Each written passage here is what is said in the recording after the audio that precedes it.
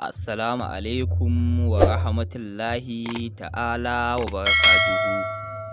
Jama'a barkanmu da sake saduwa a cikin wannan shirin namu da muke kawo muku falalar sunayen Ubangiji.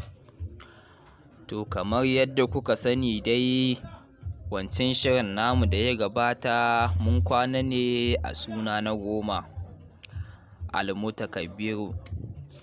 To yanzu insha Allahu za mu ɗora daga inda muka tsaya. Bismillahirrahmanirrahim. Suna na 11 shine Al-Khaliqu.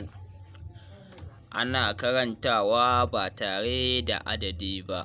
Amfaninta baya misaltuwa domin tana da tasiri akan kowanne abu bi'iznillahi.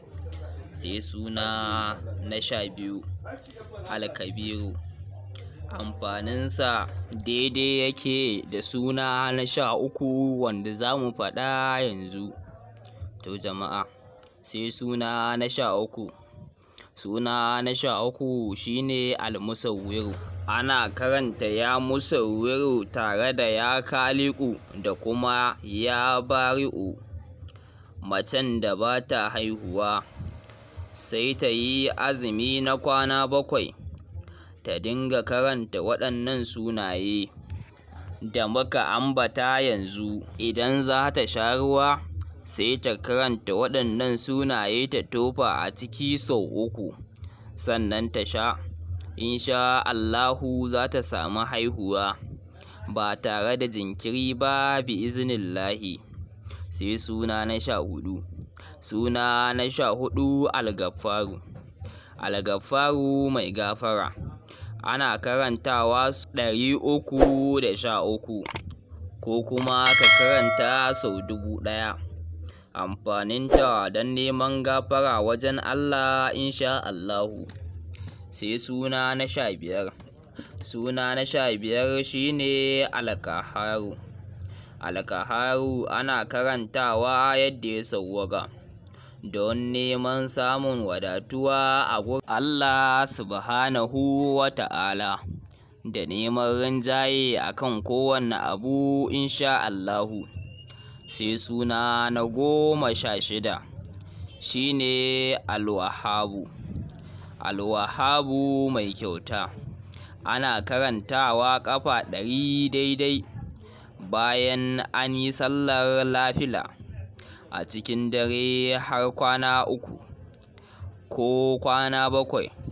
Amfaninta don neman albarka a cikin al'amuran rayuwarka. To jama'a, sai mu dage.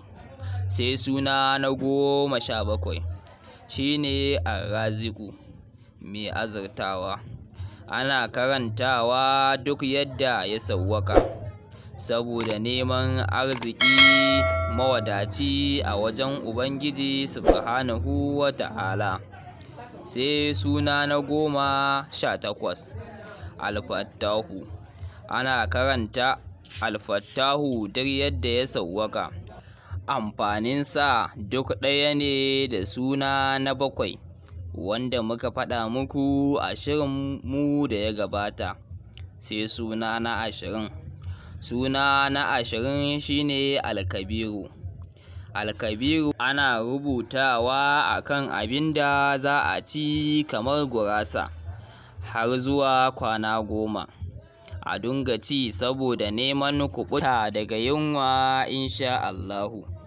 To jama'a, a nan za mu sa aya sai a saurare mu a shirinmu na gaba, domin za mu ɗora daga inda muka tsaya. Idan wannan shine zuwanka na farko, ka danna mana subscribing domin samun shirye-shiryenmu da zaran mun ɗora. Ba nan muka tsaya ba, muna kawo muku littafin ƙawaidi da ke koyar da sallah da kuma fassarar mafarkinku. To jama'a, mu kwana lafiya.